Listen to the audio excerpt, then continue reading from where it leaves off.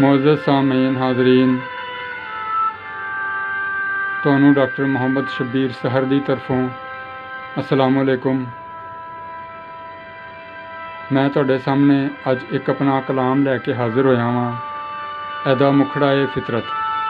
लेकिन उस कलाम नूं सुनन तो पहले तुसी मेरे इस चैनल बज़मे सहर नूं सबसक्राइब भी कर लो, लाइक भी कर लो, शेयर भी कर लो, नाले बैल आइकॉन नूं प्रेस कर दिओ ताकि तुहानू आने वाले कलाम दा नोटिफिकेशन वक्त ते मिल सके। तो सुनो फिर कलाम। अखियां दे विच वसदे तारे हंझुआं दे नल डुल गए सन। अखियां दे विच वसदे तारे हंझुआं दे नल डुल गए सन।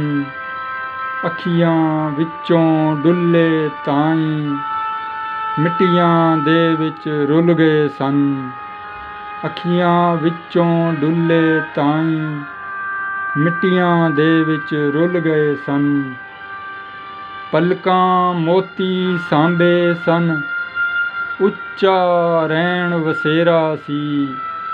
पलकां मोती सांबे सन, उच्चा रैण वसेरा सी। वर्तमान दियां धूड़ां विच अतीत भी अपना भुल गए सन। वर्तमान दियां धूड़ां विच अतीत भी अपना भुल गए सन। अखियां दे विच वसदे तारे हंझुआं दे नल डुल गए सन। अखियां विचों डुले ताईं मिट्टियां दे विच रुल गए सन। साडी गूड़ी चुप ने यारा, साडी गूड़ी चुप ने यारा, लुकाए राज दिलां दे लख।